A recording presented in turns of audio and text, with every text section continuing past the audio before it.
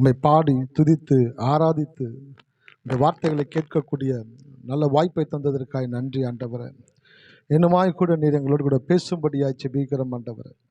நீர் பேசுகிற தேவன் என்று பார்க்கிறோம். நீர் வார்த்தையாகிய தேவன் மாத்திரமல்ல, நீர் பேசுகிறவர். இந்த நல்ல நாளில் நீர் எங்களோடு கூட பேசும்படியா நாங்கள் செபிக்கிறோம் கர்த்தாவே, இயேசுவின் நாமத்திலே ஆமென். ஹல்லேலூயா. ஒரே சரணத்தை மாத்திரம் பாடி வார்த்தைகளை கடந்து போகலாம். என்னை காண்பவரே, தினம் காப்பவரே, என்னை காண்பவரே, தினம் காப்பவரே, ஆராய்ந்து அறிந்திருக்கின்றீர், சுற்றி சுற்றி சூழ்ந்திருக்கின்றீர், ஆராய்ந்து அறிந்திருக்கின்றீர், சுற்றி சுற்றி சூழ்ந்திருக்கின்றீர். நான் அமர்வதும் நான் எழுவதும், நான் அமர்வதும் நான் எழுவதும் நன்றாய் நீர் அறிந்திருக்கின்றீர், நன்றாய் நீர் அறிந்திருக்கின்றீர், நன்றாய் நீர் அறிந்திருக்கின்றீர், நன்றாய் நீர் அறிந்திருக்கின்றீர். காண்பவரே,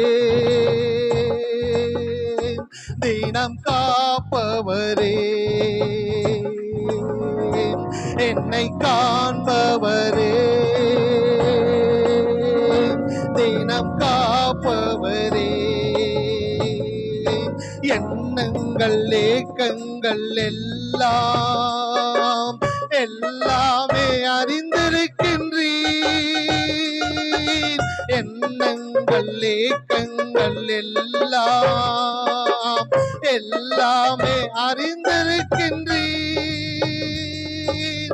நடந்தாலும் படுத்தாலும் அப்பா நீர் அறிந்திருக்கின்றீர், நடந்தாலும் படுத்தாலும் அப்பா நீர் அறிந்திருக்கின்றீர். நன்றி ராஜா இயேசு ராஜா, நன்றி ராஜா இயேசு ராஜா, என்னை காண்பவரே, தினம் காப்பவரே,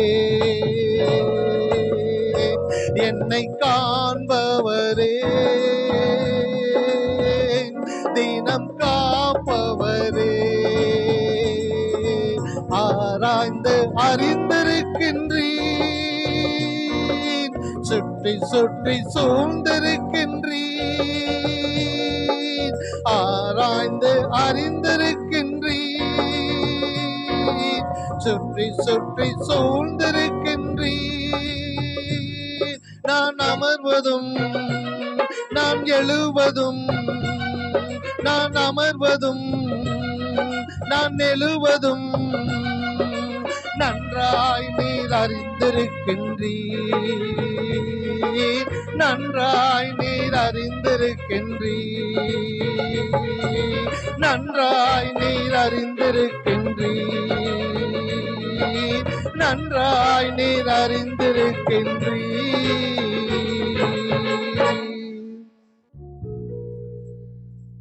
உங்களை ஆராய்ந்து அறிந்திருக்கிற தேவன், உங்களை சுற்றி சூழ்ந்திருக்கிற ஆண்டவர்,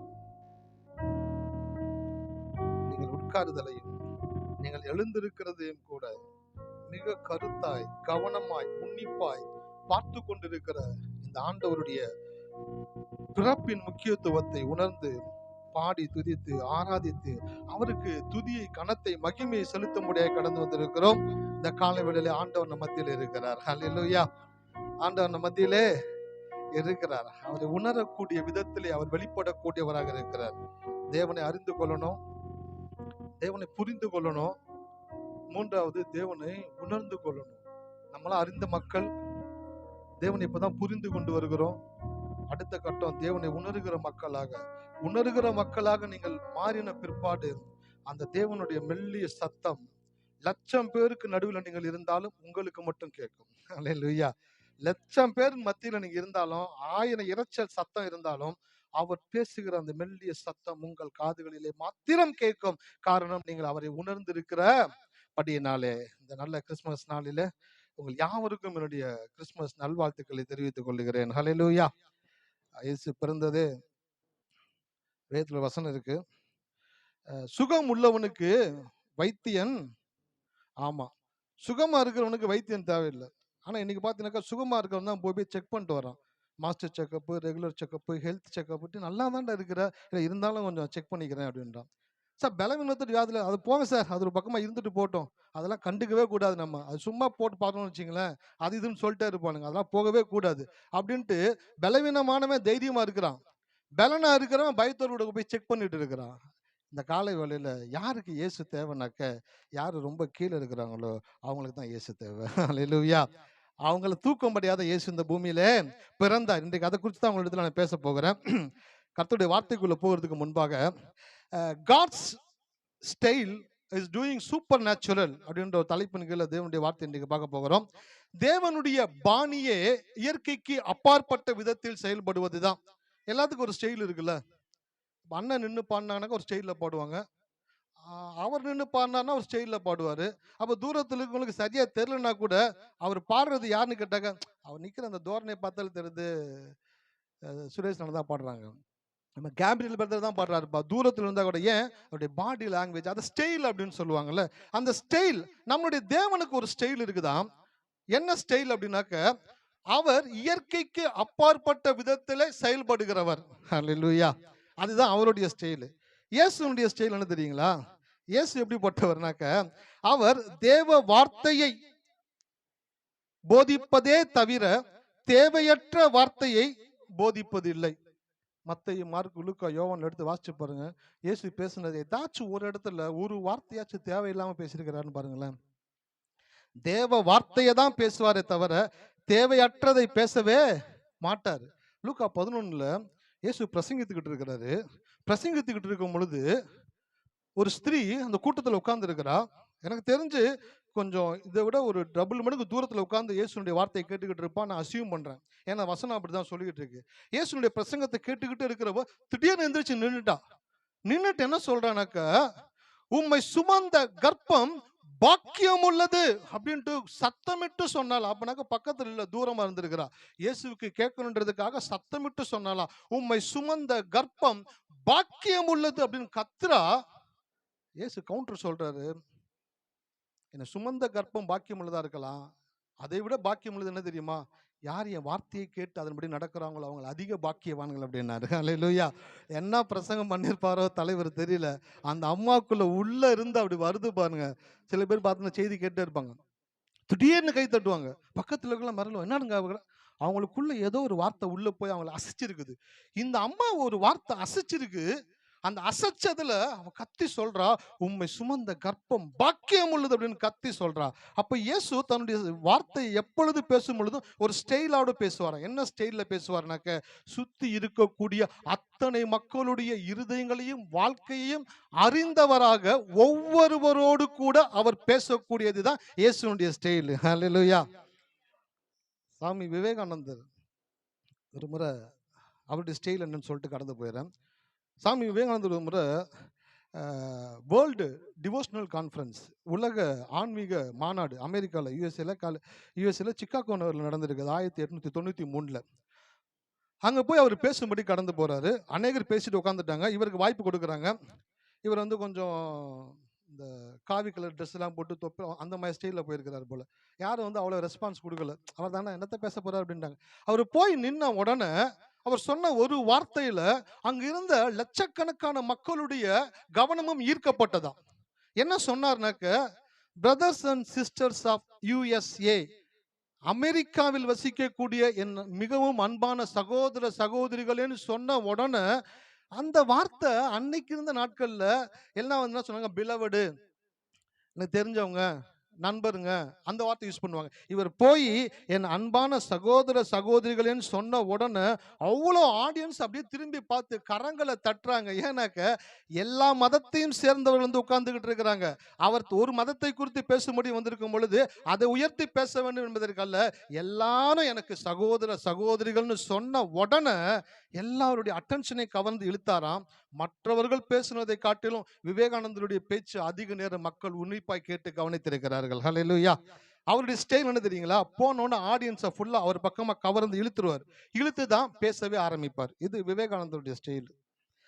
அவருடைய மறைந்த முதலமைச்சர் கலைஞர் அவருடைய ஸ்டைல் என்னன்னு கேட்டீங்கன்னாக்க,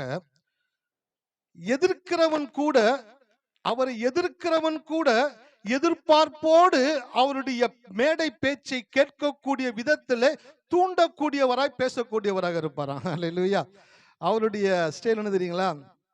கலைஞரே பிடிக்காது, ஒருத்தன் வந்திருக்கான், அவனையே அவருடைய பேச்சை கடைசி வரைக்கும் உட்கார்ந்து கேட்கக்கூடிய விதத்துல மேடை நாகரிகம், சபை நாகரிகம், பொது இடத்துல எப்படி பேச வேண்டும் என்ற அந்த நளினயத்தோடு கூட பேசுகிறபடினாலே கலைஞரை வெறுக்கிறவன், அருவருக்கிறவன், எதிர்க்கிறவன் கூட உட்கார்ந்து அவருடைய வார்த்தையை கேட்கக்கூடிய விதத்திலே அவருடைய ஸ்டைல் அவர் வச்சிருந்தாரா. ஹல்லேலூயா.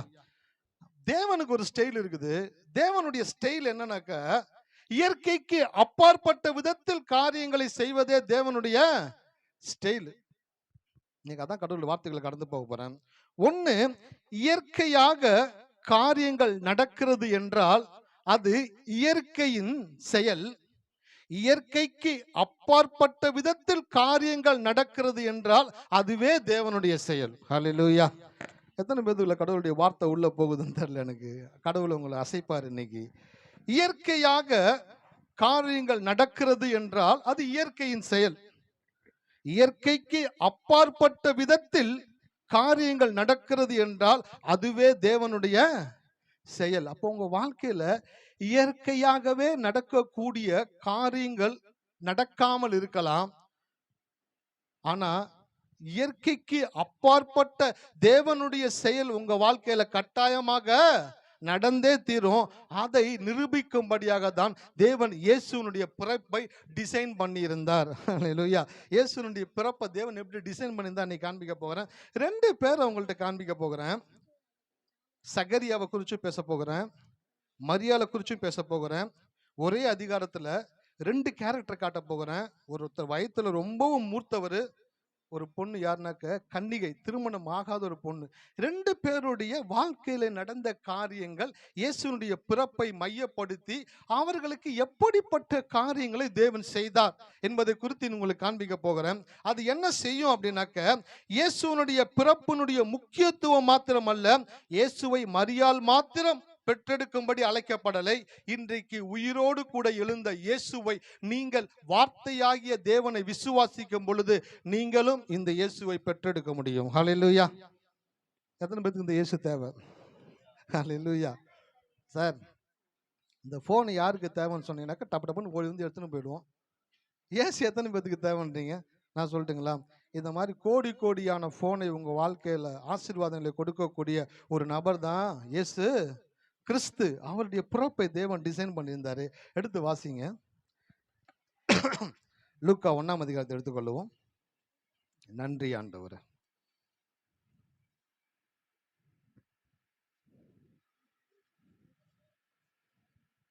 கர்த்தருடைய வார்த்தைக்குள்ள போகிறது. அந்த தலைப்பு என்னன்னு சொல்லிடுறேன்.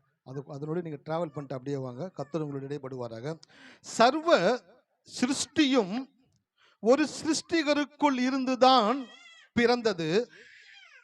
சர்வ சிருஷ்டியும் ஒரு சிருஷ்டிகருக்குள் இருந்துதான் பிறந்தது. ஆனால் தேவன் ஒரு சர்வ சிருஷ்டிகரை ஒரு சிருஷ்டிக்குள் இருந்து பிறக்க செய்தார். ஹல்லேலூயா. சர்வ சிருஷ்டியும் ஒரு சிருஷ்டிகருக்குள் இருந்துதான் பிறந்தது.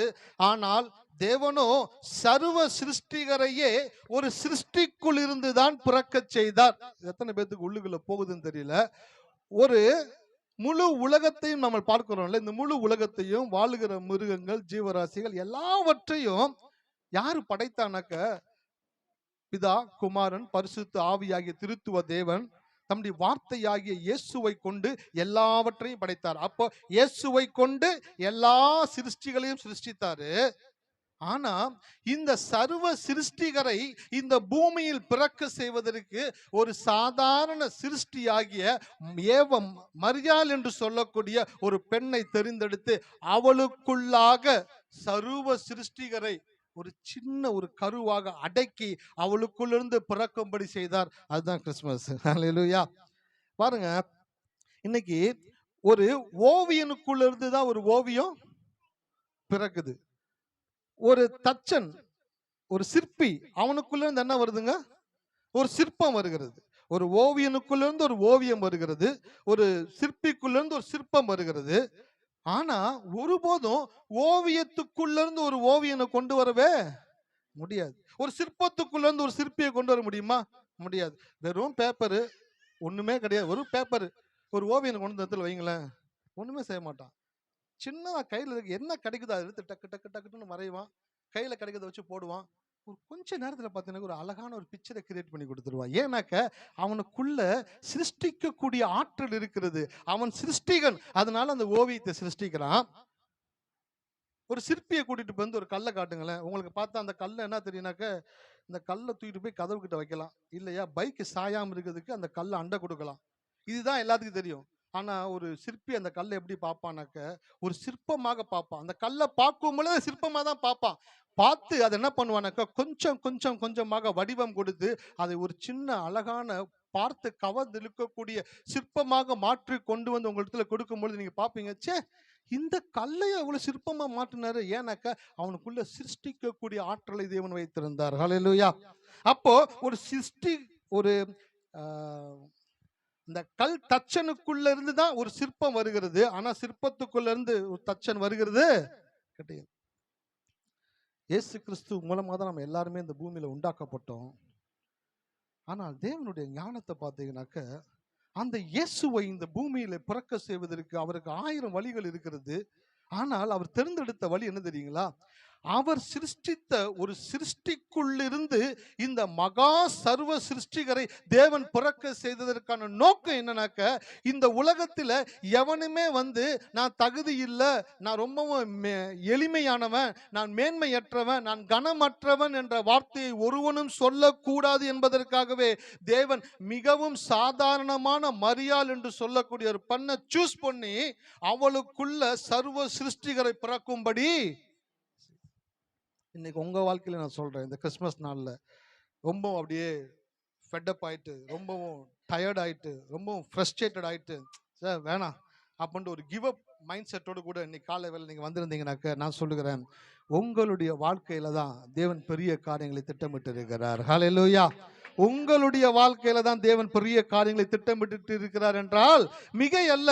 அதை எங்களை காண்பிக்க போகிற. எடுத்து வாசிங்க, லூக்கா 1:13. தூதன் அவனை நோக்கி, சகரியாவே பயப்படாதே, உன் வேண்டுதல் கேட்கப்பட்டது. உன் மனைவியாகிய எலிசபெத் உனக்கு ஒரு குமாரனை பெறுவாள், அவனுக்கு யோவான் என்று பெயரிடுவாயாக. இந்த இடத்துல சகரியா, எலிசபெத், இந்த சகரியா யாருனாக்க ஒரு ஆசாரியன். இந்த ஆசாரியனும் அவருடைய மனைவியும் ரொம்ப வயது சென்றவங்களா இருக்கிறாங்க. அன்றைக்கு ஆசாரிய ஊழியம் செய்யக்கூடிய அவனுடைய முறைமை வந்தது. அந்த ஆசாரிய முறைமையை செய்யும்படியாய் அவன் கடந்து போகிறான். தேவாலயத்துக்குள்ள தூபம் காட்டும்படியா மகா பரிசுத்த ஸ்தலத்துக்குள்ள போய் தூபம் காட்டுறதுக்காக கடந்து போகிறான். கடந்து போகும் பொழுது அந்த இடத்துல கேப்ரியேல் என்று சொல்லக்கூடிய தூதன் அவனுக்கு தரிசனமாகி அவன்கிட்ட என்ன சொல்றாரு பாருங்க.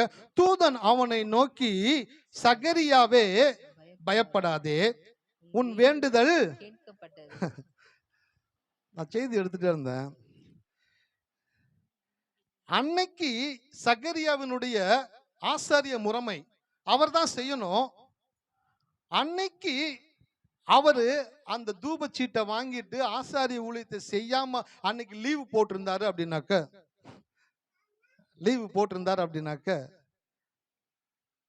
காரியங்கள் எல்லாம் வேற மாதிரி போயிருக்கும். வேற காரியங்களை தேவன் செய்திருப்பாரு. ஆனா அன்னைக்கு எவ்வளவு ஃப்ரஸ்ட்ரேட்டடாகவும் வயது சென்று பிள்ளை இல்லை என்ற அந்த சோதனை, அந்த வேதனையில கூட தேவனுக்கு செய்யக்கூடிய காரியங்களை உற்சாகமாகவும் தேவனுடைய காரியங்களை உதாரத்துவமாகவும் முன்னின்று அந்த காரியங்களை செய்கிற அந்த செயல்களை தேவன் கவனித்து கொண்டிருந்தார். ஹல்லேலூயா.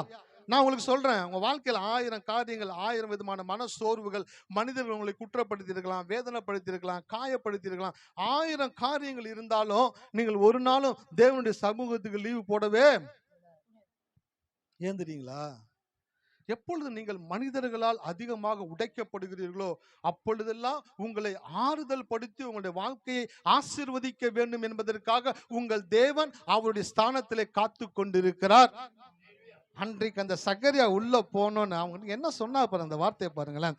உன் வேண்டுதல், ஆமா சார், வேண்டுதல் கேட்கப்பட்டது. அப்பனாக்க யுவர் பிரேயர் ஹர்ட், உன் ஜெபம் கேட்கப்பட்டது. இந்த காலை வேளையில நான் சொல்றேன், எத்தனை பேரு எத்தனை காரியங்களை நீங்கள் ஜெபிச்சுக்கிட்டு இருக்கீங்களோ, பல நாட்களா, பல மாதங்களா, பல வருடங்களா, இன்றைக்கு பரிசுத்த ஆவியானவர் உங்களோடு கூட பேசுகிறாரு.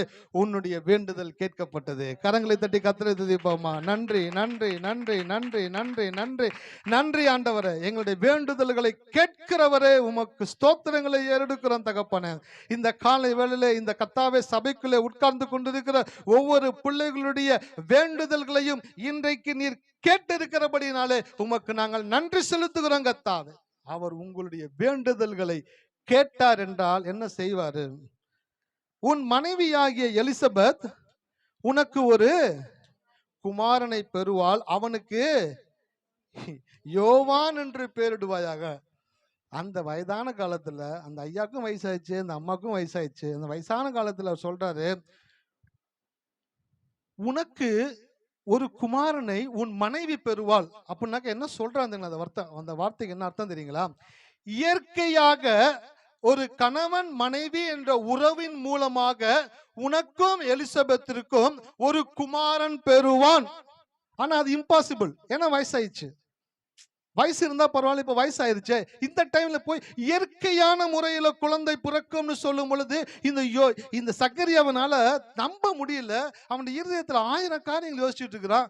நம்ம வாழ்க்கை இன்னைக்கு முடியுமா நாளைக்கு முடியுமான்னு தெரியல, என்ன காரியம் தெரியல. நம்ம ஆசாரிய ஊழியம் பண்ணிட்டுக்கிறோம், நமக்கு என்ன காரியங்கள் தேவன் வச்சிருக்கிற, எதிர்காலம் என்ன, நம்மளுடைய சந்ததி என்ன, எதையுமே தெரியாமல் யோசித்து கொண்டு இருக்கும் பொழுது தேவ தூதன் தரிசனமாகி சொல்றாரு, உனக்கு இயற்கையான முறையில கணவன் மனைவி என்ற உறவின் மூலமாக உன் மனைவி உனக்கு ஒரு குமாரனை பெறுவாள், அவனுக்கு யோவான் என்று பேரிடுவாயகன்னு சொல்றாரு. இது ஒரு ஆளை காமிச்சிட்டேன்ல, இன்னொரு எடுத்து வாசிங்க அப்படியே. அது லூக்கா 1:31 வாசிங்க. இதோ நீ கர்ப்பவதியாகி ஒரு குமாரனை பெறுவாய், அவருக்கு இயேசு என்று பெயரிடுவாயாக. போதும். அல்லேலூயா. இங்க 6 மாசம் கழிச்சு, எத்தனைங்க? ஆமா, ஒரே தூதன் 2 நபரை சந்திக்கிறாரு. ஒன்னு சகரியா, கிட்டத்தட்ட 6 மாசம் கழிச்சு மரியாதை போய் அதே தேவதூதன் சந்திக்கிறாரு.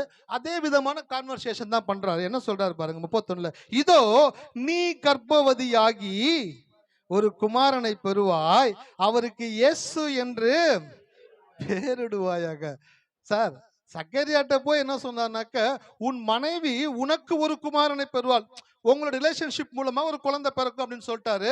ஆனா அங்க யாருனாக்க வயசானவங்க, விசுவாசிக்க முடியல அவங்கனால, அவங்க யோசிச்சுக்கிட்டே இருக்கிறாங்க. இங்க மரியாள்கிட்ட வந்து என்ன சொல்றாருனாக்க, இதோ நீ கர்ப்பவதியாகி, அந்த வார்த்தையை யோசிக்க முடியல, நீ கர்ப்பவதியாகி ஒரு குமாரனை பெறுவாய், அவருக்கு இயேசு என்று பேரிடுவாயாக. அங்க இயற்கையான முறையில குழந்தை பிறக்குன்னு சொன்னாரு சகரியா கிட்ட. இந்த அம்மா கிட்ட சொல்றாரு தூதன், இயற்கைக்கு அப்பாற்பட்ட விதத்தில் தேவன் உனக்கு ஒரு குமாரனை கொடுக்க போகிறார் என்று சொன்ன உடனே மரியாளு கிட்ட எப்படிப்பட்ட ரெஸ்பான்ஸ் வந்திருக்கும் யோசிச்சு பாருங்க. இந்த மரியாளு யோசேப்புக்கு நியமிக்கப்பட்டிருக்கிறாங்க, இன்னும் திருமணம் ஆகல. நியமிக்கப்பட்டிருக்கிற ஒரு பொண்ணு கிட்ட ஒரு தேவ தூதன் வந்து சொல்றாரு, நீ கர்ப்பவதியாகி.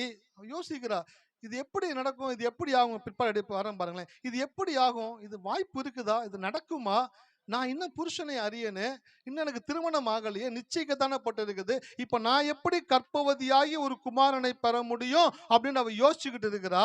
அந்த யோசித்து கொண்டு இருக்கிற அந்த டைம்ல கடவுளுடைய வார்த்தை கடந்து வருகிறது. ஒண்ணு சகரியட்ட சொல்றாரு, இயற்கையாக நடப்பது இயற்கையின் செயல், இயற்கைக்கு அப்பாற்பட்ட விதத்தில் நடப்பதே தேவனின் செயல்.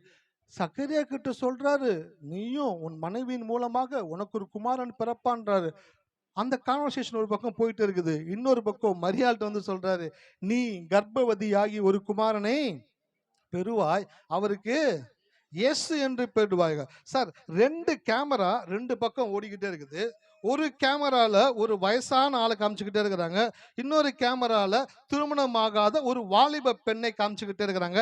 2 பேத்துக்கிட்டையும் ஒரே நபர் தேவனால் அனுப்பப்பட்ட தேவ தூதன் 2 பேத்துட்டையும் பேசிக்கிட்டே இருக்கிறான். பேசிக்கிட்டே இருக்கும் பொழுது என்ன நடக்கிறது அப்படின்றத நீங்க பிக்சரேஷன் பண்ணி காட்டுறேன். ஒண்ணு, இந்த சகரியா கிட்ட வந்து அந்த தேவ தூதன் பேசும் பொழுது அவன் வயதாகி அவன் மனைவியும் வயதாகி அவர்கள் வேண்டிக் கொண்ட காரியங்களை குறித்த சுத்தமான அந்த ஒரு மறதி அவர்களுக்குள்ள கடந்து வந்துருச்சு. வயசாயிடுச்சு அப்படின்னு சொல்லி அந்த ஏச்சு கிட்ட போனோடனே என்ன ஆயிரும் அப்படின்னாக்க மறக்க ஆரம்பிச்சிடும். ஹல்லேலூயா. நேற்றைய தினத்துல ஒரு 85 வயசு மதிக்கத்தக்க ஒரு என்னுடைய கூட வேலை பார்த்த ஒருத்தர், எனக்கு சீனியர், அவரு இப்போ வீட்டில் இருந்தார். திடீர்னு எனக்கு நேற்று ஃபோன் பண்ணி என்கிட்ட கிறிஸ்மஸ் வாழ்த்து சொன்னார். எனக்குள்ள ஒரு தூண்டுதல் வந்துருச்சு, சரி அவரை போய் பார்க்கணும் அப்படின்னு நேராக போய் அவர்கிட்ட பார்த்து பேசிக்கிட்டே இருந்தேன். பேசிக்கிட்டே இருக்கும்போது அவர் சொன்ன ஒரே ஒரு வார்த்தை, டேனியலு இப்போல்லாம் வந்து எனக்கு ரொம்ப மறதி வருதுடா. எத்தனை வயசுல மறதி வராமல் இப்போ என்ன தான் செய்யும்? என்ன ஆயிடுச்சுனாக்கா பிரெயின் ஆட்டோமேட்டிக்காக அதனுடைய கெப்பாசிட்டி என்ன பண்ணுறதுக்கோ லூஸ் பண்ணிக்கிட்டே வருது. சொல்கிறாரு, மொதமாக இல்லைடா டேனியலு, பேரை மறந்துடுறேன், யார்கிட்ட என்ன பேசணும்னு மறந்துடுறேன், ஃபோன் பண்ணவங்கள்ட்டே திருப்பி நான் ஃபோன் பண்ணி நீங்கள் நல்லா இருக்கீங்களான்னு கேட்குறேன். அவங்க யோசிக்கிறாங்க அப்படியே, இப்போ தானே ஃபோன் பண்ணாரு, திருப்பி ஃபோன் பண்ணாரு, என்னாச்சு அப்படின்னாக்க வயதாக வயதாக மறதி வர ஆரம்பிக்கிறது. இந்த சகரியாவுக்கும் எலிசபெத்தும் ஜெபம் பண்ணது எதுக்குனாக்க குழந்தைக்காக. அந்த குழந்தைக்காக ஜெபம் பண்ணவங்க நாட்கள் நகர நகர நகர அவங்களுக்குள்ள எப்படிப்பட்ட மறதி வந்துருச்சு அப்படின்னாக்க, தாங்கள் ஜெபித்த ஜெபத்திற்கான பதில் தேவனிடத்திலிருந்து கடந்து வர வேண்டும் என்பதை மறந்து அவர்கள் வாழ்க்கையினுடைய இறுதி கட்டத்தை அடைந்து விட்டோமோ என்று சொல்லி இறுதி காரியத்தை நோக்கி கடந்து போய்கிட்டே இருக்கிறாங்க. அப்பதான் தேவன் வந்து பேசுறாரு சகரியா கிட்ட, உன் மனைவியாகிய எலிசபெத் உனக்கு ஒரு குமாரனை பெறுவாள், அவனுக்கு யோவான் என்று பேரிடுவாயாக. இந்த யோவான் யார் அப்படின்னாக்க, இயேசு கிறிஸ்துக்கு முன்பாக வந்து வழியை ஆயத்தம் பண்ணுகிறவன். அவனுடைய வாழ்க்கையில தேவன் செஞ்ச காரியங்கள் பிற்பாடு நம்ம பார்க்க போகிறோம். இயேசு இந்த பூமியில பிறக்கும் பொழுது அவருடைய பிறப்பினுடைய முக்கியத்துவம் என்ன? இன்னொரு காரியத்தை எடுத்து வாசிங்க அப்படியே. நன்றி செலுத்துகிறோம் ஆண்டவரே. 18வது வசனம், லூக்கா 1:18.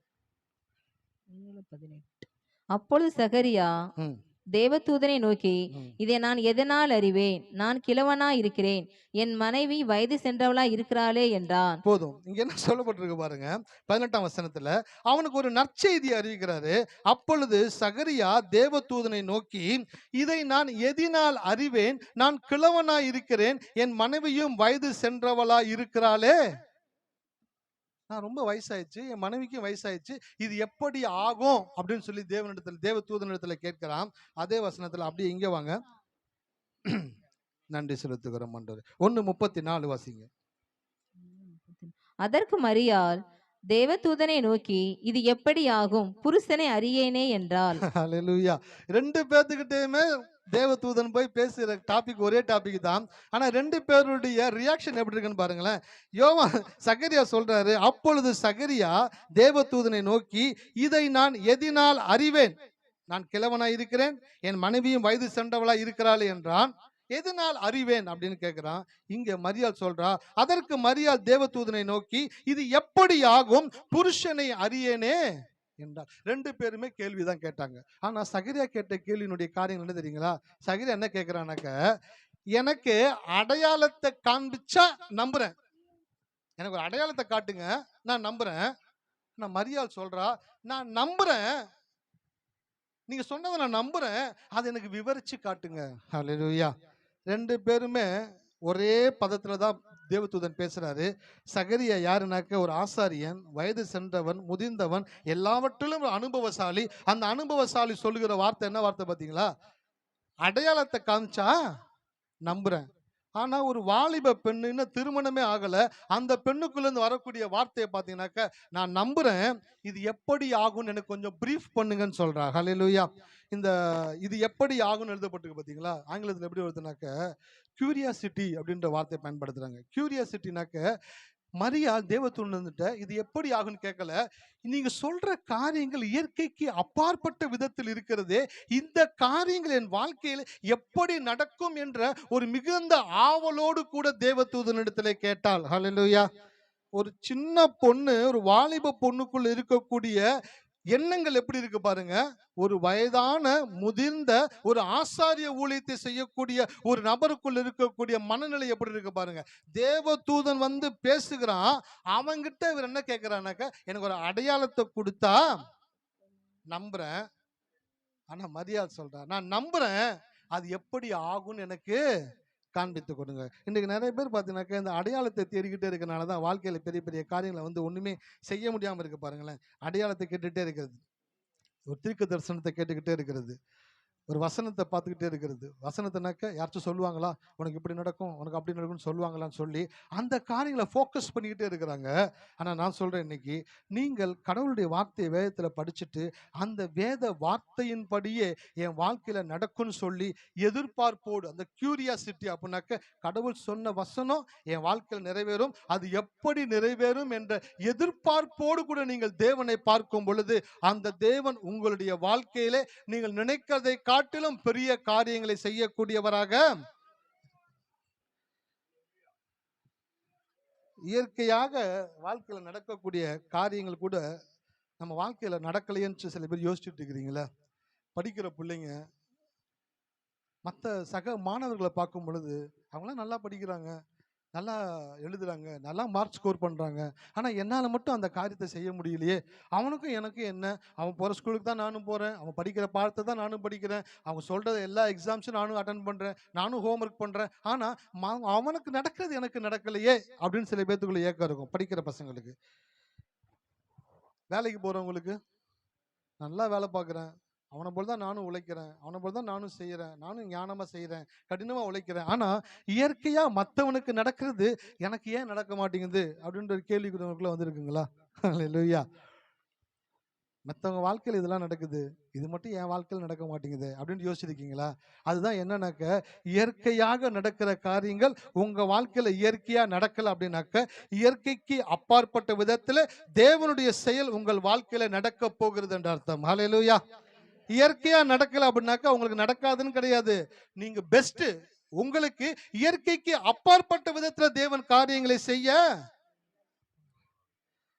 ஒரு ஊழியக்காரு வேலைக்காக கடந்து போனாரு. இன்டர்வியூ 10 மணிக்கு இன்டர்வியூ கவர்மெண்ட்ல, டிஎம்எஸ்ல, மவுண்ட் ரோட்ல. சைக்கிள்ல போனாரு, சைக்கிள் செயின் அறுந்து போச்சு, பஞ்சர் ஆகி போச்சு, என்னமோ வச்சு சைக்கிள் தூக்கி ஓரமா போட்டு வேகமா நடந்து போறாரு. இன்டர்வியூ டைம் தாண்டிடுச்சு, 11 மணிக்கிட்ட ஆகி போயிடுச்சு. உள்ளத்துக்குள்ள பிசாசு சொல்றானா, 10 மணி இன்டர்வியூக்கு 11 மணிக்கு போனதாச்சும் வேலை கிடைக்குமா, போய் சைக்கிள் ரெடி பண்ணிட்டு வீட்டுக்கு போ, உனக்கு வேலை கிடைக்காது அப்படின்றானா.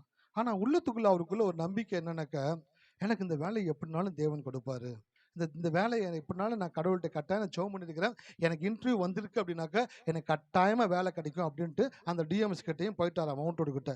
11 மணிக்கிட்ட உள்ள போகும்பொழுது அவருக்கு முன்பாக பல பேர் உட்கார்ந்துருக்கிறாங்க. காலையில சீக்கிரம் வந்தவங்களாம் உட்காந்துருக்கான் ஃபைல கொடுத்துட்டு. அன்றைக்குன்னு பார்த்து அந்த இன்டர்வியூ எடுக்கக்கூடிய ஆபீசரு 10 மணிக்கு வரல, வேற எங்கேயோ அவர் ஸ்டெக்கப் ஆயிட்டு அவரும் அப்பதான் வர்றாரு. இந்த ஊழியக்கார் உள்ள போறாரு, அந்த இன்டர்வியூ எடுக்கிற ஆபீசர் வர்றாரு. அந்த பியூனு இந்த ஊழியக்காரை பார்த்துருக்கான், இன்டர்வியூக்கு வர லட்சணமா இது, 10 மணி இன்டர்வியூக்கு என்னமோ 11 மணிக்கு உங்க மாமியார் வீட்டுக்கு வரமே வர்ற அப்படின்னு சொல்லிட்டு ஃபைலை புடுங்கிட்டு வேகமா ஆபீஸ் ரூமுக்குள்ள போனான் பாருங்க. போன உடனே ஆபீசரை பார்த்தோன்னே பயந்து என்ன பண்ணிட்டானே, ஃபைலை கீழே வைக்கிறதுக்கு ஃபைலை மேலே வச்சுட்டு ஓடி வந்துட்டான். அந்த ஆபீசர் என்ன டென்ஷன்ல கோவத்துல வந்தாரோ என்னன்னு தெரியல, உள்ள வந்த உடனே முதல் ஃபைல் எடுத்திருக்காரு. எடுத்தோடனே சூசைட் சாமுவேல் யாருப்பா கூட்டுப்பா அவனாங்க. பார்த்தா எல்லாம் டிப்டாப்பா ட்ரெஸ் பண்ணிட்டு பவுடர் கலையாம உட்காந்துருக்கானுங்க. இவர் தலை கலைஞ்சு வேர்த்து ஊத்தி கசங்கி போன சக்கையோட உட்காந்துருக்கிறார். போன உடனே இவர் கூப்பிட்டாங்க பாத்துங்க. எல்லாருக்குள்ளே ஒரு ஆச்சரியம். ஆள் தான் பார்க்க பங்கற மாதிரி இருக்கிறான், பெரிய இடத்துல இருந்து ரெக்கமெண்டேஷன் போலப்பா, காலையில இருந்து உட்காந்துருக்கோம், நம்மள கூப்பிடல, இப்ப வந்தவனை கூப்பிட்டாங்க பாரு அப்படின்னு உள்ள அரசியல் பொரசல பேசிக்கிட்டு இருக்காங்க. அவர் நேரம் உள்ள போனாராம். உள்ள போன, சார் நான் தான் சார் சுவிசி சாம்பல். என்னப்பா கவர்மெண்ட் வேணும்னா உனக்கு அவ்வளோ ஈஸியாக போச்சா?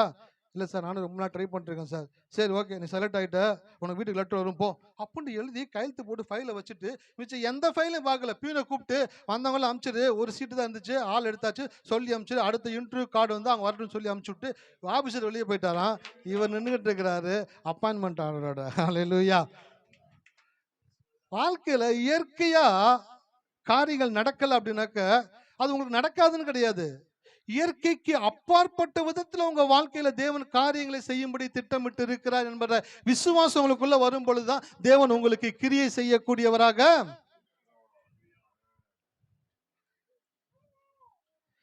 யோனா குறிச்சு படிச்சுட்டு இருந்தேன். அப்படியே நினிவே பட்டணத்துல போய் பிரசங்கம் பண்ணுப்பா, ஜனங்க பாவத்துல இருக்கிறாங்க அப்படின்னு சொல்லி அனுப்புறாரு. இவருக்கு ரெண்டு மனசு, போகலாமா வேணாமா, போப்பா இப்படிதான் சொல்லுவீங்க, அப்புறம் பக்கத்துல போனா மனசு மாட்டுவீங்க, உங்களை பத்தி எனக்கு தெரியும் சொல்லிட்டு வேற பக்கம் போறான். கடல்ல கொந்தளி போற வைக்கிறாரு, மீனை கொண்டு வர்றாரு, அவனை தூக்கி போட வைக்கிறாரு, மீனை கேட்ச் பண்ண வைக்கிறாரு, வயிற்றுக்குள்ள ஸ்டே பண்ண வைக்கிறாரு. எப்படி போட்ட ஒரு ஆச்சரியம் பார்த்தீங்களா? அல்லேலூயா. இன்னைக்கு நம்ம ஏதாச்சும் ஒரு ஊருக்கு போனாங்க ரூம் கிடைக்க மாட்டேங்குது நம்மளுக்கு. 500 ரூபாய், 1000 ரூபாய், 2000 இவனுக்கு கடல்ல மீனனுடைய வயிற்றுல ஏசி ரூம் போட்டு தேவன் கூட்டு போறாரு. எந்த இடத்துக்கு? அவருடைய சித்தத்தை சேர்ந்து கூட்டு போறாரு. கூட்டிட்டு போயிட்டு அங்க அந்த மீன் வந்து கக்கி வெளியில தள்ளுது.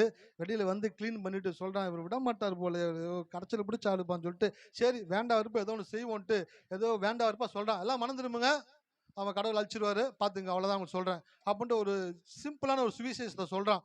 அந்த சிம்பிளான சுவிசேஷத்தை கேட்டு அந்த ஊர் மக்களே வந்து என்ன பண்றானுங்க, தேவனிடத்துல பாவ மன்னிப்புக்காக அழுது கதறாங்க. கதற பார்க்கும் பொழுது இவனுக்குள்ள ஒரு யோசனை, கடவுள் மன்னிக்க கூடாது. ஊழியக்காரனுக்குள்ள என்ன பார்த்தீங்கன்னாக்கா, கடவுள் மன்னிக்க கூடாதுன்னு ஊழியக்காரனுக்குள்ள போய் உட்கார்றான். கடவுள் செய்யறாரு, வெயில் டைமா இருக்கா, ஒரு ஆமணக்கு செடி அப்படியே வளரும்படி செய்யறாராம். ஒரு ஆமணக்கு செடி அப்படியே வளர்ந்து நிக்குது, அப்படியே குழு குழுன்னு இருக்கு அவனுக்கு. அப்பாடா சே எவ்வளோ ஒரு குளிர்ச்சியா இருக்குதுன்னு சொல்லிட்டு அந்த டென்ஷனை மறந்து உட்காந்துட்டே இருக்கிறான். அடுத்த நாள் காலையில கடவுள் ஒரு பூச்சி அனுமதிச்சாராம். அந்த பூச்சி போய் அந்த செடி அரைச்சு போட்டுருச்சான். அரைச்சு போட்டுன்னு அவனுக்குள்ள ஒரு எரிச்சலும் கோபமும் வருது பாருங்க. நான் இந்த ஒரு சின்ன நன்மையை கூட அனுபவிக்க கூடாதபடிக்கு இந்த செடியை கூட தேவனே நீங்க அரிச்சு போட வச்சுட்டீங்களே அப்படின்னு தேவனிடத்துல காய்மகாரமா பேசுறான். கடவுள் சொல்றாரு, இதெல்லாம் உனக்கு தேவையா, இந்த மாதிரி நீ வார்த்தை பேசலாமா அப்படின்றாரு. இதை விட இன்னும் அதிகமா பேசுவேன், ஏன்னா நீங்க சொல்றதை செய்யறவரே கிடையாது, நீங்க மனஸ்தாபப்படுகிறவர் சொன்னார். ஒரு ஆமணக்கு செடிக்காக நீ இவ்வளவு மனஸ்தாபப்படுறியே, வலது கைக்கும் இடது கைக்கும் வித்தியாசம் வருதா ஜனங்களுக்காக நான் மனஸ்தாபப்படாமல் இருப்பேனா? அல்லேலூயா. அந்த கடவுளுடைய உள்ளத்தை பாருங்களேன். இயற்கையாக அவனுடைய வாழ்க்கையில அந்த சுவிசேஷத்தை சொல்ல செய்யறாரு, அவன் முடியல. இயற்கைக்கு அப்பாற்பட்ட விதத்தில் அவன் வாழ்க்கையில தேவன் இன்ட்ராக்ட் பண்ணுன்றதுக்காக செடியை வளர வச்சு அதை அறிய வச்சு அதை காஞ்சு போக வச்சு அவனுக்குள்ள சில காரியங்களை புகர்த்துகிறார் பாருங்க. அதே போல இன்றைக்கு நானும் சொல்லுகிறேன், உங்களுடைய வாழ்க்கையில இயற்கையா என்னென்ன காரியங்கள்லாம் நடக்காம இருக்குது அப்படியே உங்க மைண்ட்ல அப்படியே நீங்க ரீகால் பண்ணிக்கிட்டே இருங்க. எனக்கு சரியான ஒரு பேரண்ட்ஸ் இல்லை, எனக்கு சரியான பசங்க இல்லை, எனக்கு சரியான படிப்பு இல்லை, எனக்கு சரியான உத்தியோகம் இல்லை, எனக்கு சரியான வருமானம் இல்லை, எனக்கு சரியான வீடு இல்லை, எனக்கு சரியான வேலை இல்லை, எனக்கு சரியான ஒரு எதிர்காலம் இல்லை அப்படின்ட்டு 1000 காரியங்கள் உங்களுக்குள்ள ரீங்காரம் விட்டுக்கிட்டே இருக்குதா? இதெல்லாம் மற்றவனுக்கு நடக்குது, ஆனால் ஆண்டவரை தேடுற எனக்கு நடக்கலன்னு யோசிச்சுட்டு இருக்கீங்களா? இன்றைக்கு நான் சொல்லுகிறேன், உங்களுடைய வாழ்க்கையில இயற்கையாக நடக்காத காரியங்களை எல்லாவற்றையும் இந்த கிறிஸ்துமஸ் நாளிலே தேவன் உங்களுடைய வாழ்க்கையில இயற்கைக்கு அப்பாற்பட்ட விதத்திலே அவர் உங்களுக்காக செய்ய போகிறார். ஹல்லேலூயா. இயற்கைக்கு அப்பாற்பட்ட விதத்துல செய்ய போகிறார். அதுக்கு என்னென்ன பிளான் வேணுமோ, என்னென்ன காரியத்தை செய்யணுமோ அதை எல்லாவற்றையும் இந்த இயேசு கிறிஸ்து பிறந்த நல்ல நாளிலே உங்களுடைய வாழ்க்கையில தேவன் அப்படிப்பட்ட இயற்கைக்கு அப்பாற்பட்ட காரியங்களை பிறக்க செய்யக்கூடியவராக இருக்கிறார். ஹல்லேலூயா. வந்து சொல்ல போறீங்க எல்லாரும், ஆமா சார் எப்படின்னா தெரியல இது நடந்துச்சுன்னு, எப்படிதான் இது வந்துச்சுன்னே தெரியல, எப்படிதான் இது கிடைச்சிச்சுன்னே தெரியல, எப்படிதான் ஓகே சொன்னாங்கன்னே தெரியல, எப்படிதான் எனக்கு கொடுத்தாங்கன்னே தெரியல, எப்படிதான் நடந்துச்சுன்னே தெரியல. நீங்க உங்க வாயில வார்த்தை வருதுனாக்க எப்படிதான் நடந்துச்சுன்னு கிடையாது, உங்க வாழ்க்கையில தேவன் அந்த காரியங்களை செய்கிறார். ஹல்லேலூயா. இந்த நாள் நான் சொல்றேன், உங்களை வாழ்க்கையில நிறைய மாற்றங்களை தேவன் கொண்டு வர போகிறார். நிறைய ஆசீர்வாதங்களை கொண்டு வர போகிறார், சுகத்தை கொண்டு வர போகிறார், ஆரோக்கியத்தை கொண்டு வர போகிறார், ஆற்றலை கொண்டு வர போகிறார். நீங்கள் இருக்கிற இடத்திலே தேவன் உங்கள் தலைகளை உயர்த்த போகிறார். எத்தனை பேர் விசுவாசிக்கிறீங்க? நீங்கள் இருக்கிற இடத்துல உங்கள் தலைகளை தேவன் உயர்த்த போகிறார். எத்தனை பேர் தூற்றப்பட்டிருக்கீங்க? எத்தனை பேர் உங்களை தூத்தி இருக்காங்க? தூத்தி இருக்காங்க தெரியுங்களா? திட்டி இருக்காங்க, புறம் பேசியிருக்காங்க, மூஞ்சியை பாரு, முகரையை பாரு, இதெல்லாம் ஒரு ஆளா, அப்படி இப்படின்னு பேசியிருக்காங்கன்னு வச்சுங்களேன். அப்படிலாம் அவங்கள பத்தி பேசியிருந்தாங்கன்னு வச்சுங்களேன், நீங்களாம் பாக்கியவான்கள். ஏன் தெரியுங்களா? எவர்கள் எல்லாம் உலகத்தால் தூற்றப்பட்டார்களோ அவர்களை தான் தேவன் உலகத்தால் போற்றும்படி செய்தார். வேதத்தில் எடுத்து வாசிச்சு பாருங்க. யாரெல்லாம் தூற்றப்பட்டாங்களோ அவங்களதான் தேவன் போற்றக்கூடியவர்களா அவருடைய வாழ்க்கையை மாற்றினாரு. இன்னைக்கு உங்க வாழ்க்கையிலும் இந்த மரியாளுக்குள்ள இருந்த அந்த இயேசுனுடைய பிறப்பு எப்படிப்பட்ட ஒரு பாதிப்பை உண்டாக்குச்சோ அதே பாதிப்பை உங்களுடைய வாழ்க்கையில தேவன் கொண்டு வரக்கூடியவராக இருக்கிறார். ஒரு வசந்த வேம வாசிங்க, கடந்து போகலாம். லூக்கா 1:19-20 வேம வாசிக்கலாம். தேவதூதன் அவனுக்கு பிரதித்திரமாக, நான் தேவ சந்நிதியில் நிற்கிற காபிரியேல் என்பவன், உன்னுடனே பேசவும் உனக்கு இந்த நற்செய்தியை அறிவிக்கவும் அனுப்பப்பட்டு வந்தேன். இதோ தகுந்த காலத்திலே நிறைவேறப் போகிற என் வார்த்தைகளை நீ விசுவாசியாதபடியினால் இவைகள் சம்பவிக்கும் நாள் மட்டும் நீ பேசக்கூடாமல் ஊமையா இருப்பாய் என்றான். அல்லேலூயா. என்ன கேட்டா, எனக்கு ஒரு அடையாளத்தை காமிங்க, நான் நம்புறேன். என் வயசான காலத்துல எனக்கு என் மனைவிக்கும் ஒரு குழந்தை பிறக்கும் நீங்க சொல்றீங்களா, நம்ப முடியல, ஒரு அடையாளத்தை காமிச்சா நான் நம்புறேன் அப்படின்னா. அடையாளம் வேணுமா உனக்கு? சரி, அடையாளத்தை என்ன பண்ணலாம் அப்படின்னாக்க, தேவன் சகரியாவின் வாயை அடைத்து அடையாளத்தை கொடுத்தார். அல்லேலூயா. என்னதுங்க? அடையாளத்தை தானே கேட்குற? அடையாளம் கொடுக்குறேன். என்ன அடையாளம் தெரியுமா? உன் மனைவி கற்பம் உற்று அந்த குழந்தை பிறக்கிற வரைக்கும் நீ வாய் பேசாம இருப்ப, இதுதான் உனக்கு அடையாளம் அப்படின்ட்டாரு. இன்னொருத்தருக்கு ஒரு அடையாளத்தை கொடுக்குற. அதை எடுத்து வாசிங்க. லூக்கா 1:35. தேவதூதன் அவளுக்கு பிரதித்திரமாக, பரிசுத்த ஆவி உன்மேல் வரும், உன்னதமானுடைய பலம் உன்மேல் நிழலிடும், ஆதலால் உன்னிடத்தில் பிறக்கும் பரிசுத்தம் உள்ளது தேவனுடைய குமாரன் எனப்படும். அல்லேலூயா. அவன் அடையாளத்தை கேட்டான்ல, அவனுக்கு அடையாளத்தை கொடுத்தார். என்ன அடையாளத்தை கொடுத்தார்னாக்க, சகரியா அவனுடைய வாயை அடைத்து தேவன் ஒரு அடையாளத்தை கொடுத்தார். மரியாளுக்கு என்ன பண்ணார் தெரியுங்களா? தேவன் மரியாளுடைய மனக்கண்ணை திறந்து அதிசயத்தை காண்பித்தார். அல்லேலூயா.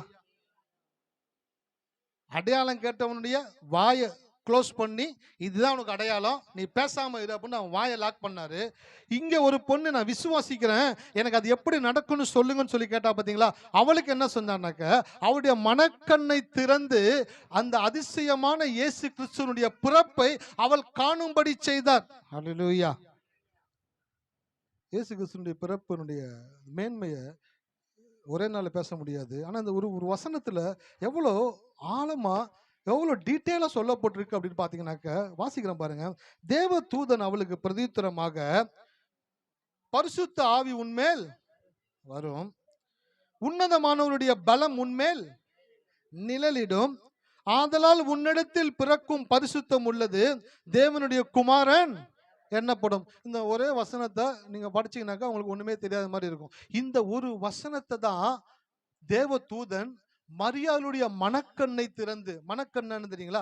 ஐஸ் ஆஃப் அண்டர்ஸ்டாண்டிங் அப்படின்னு சொல்லுவாங்க ஆங்கிலத்தில். அப்படின்னாக்க ஒரு காரியங்களை புரிந்து கொள்ள, இந்த இயற்கை கண்களினாலே புரிந்து கொள்ள முடியாததை இயற்கைக்கு அப்பாற்பட்ட மனக்கண், அதன் மூலமாய் புரிந்து கொள்றது தான் வந்துனாக்க ஐஸ் ஆஃப் அண்டர்ஸ்டாண்டிங். இந்த மரியாள் கேட்கிறா, ஒரு பெண்ணு எப்படி தனிமையாய் கர்ப்பம் உற முடியும், எப்படி ஒரு குழந்தையை பெற்றெடுக்க முடியும், இதனை இதுக்கு முன்னாடி கேட்டதே கிடையாது, இயற்கையாக இது சாத்தியம் இல்லையே என்று சொல்லி தேவதூதனிடத்தில் கேட்கிறார். அவர் சொல்றாரு, ஆமா, உன் வாழ்க்கையில இயற்கையாக தேவன் செய்ய போறதில்ல, இயற்கைக்கு அப்பாற்பட்ட விதத்தில் தேவனுடைய செயல்கள் உன் வாழ்க்கையில நடக்க போகிறது. அது எப்படின்னு தானே கேட்கிற?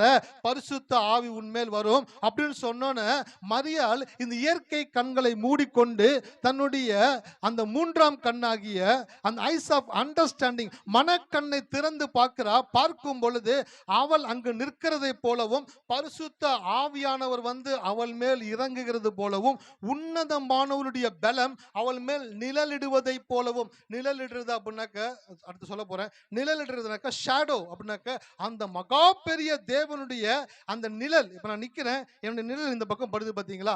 அதே போல தேவனுடைய நிழல் மரியாள் மேல படுறதை போலவும் அவளுடைய கர்ப்பத்திலே சார் அல்லேலூயா.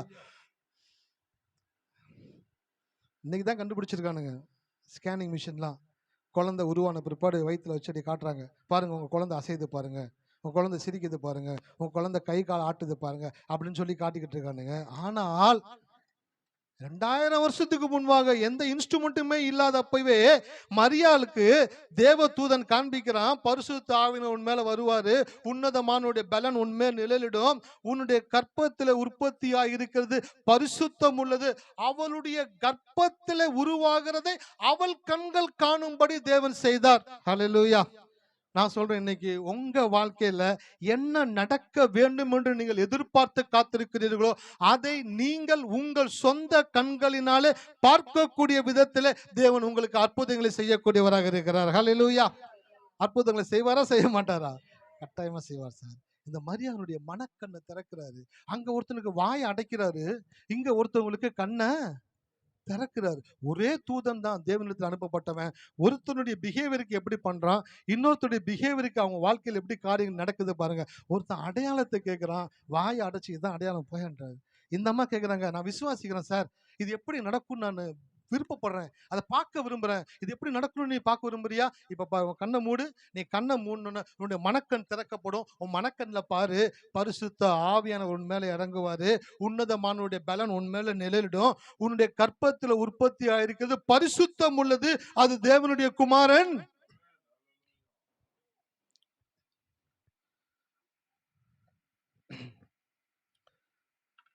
இந்த தேவன் கேட்கிறவனுக்கு அப்படியே செய்யக்கூடியவராக இருக்கிறார்.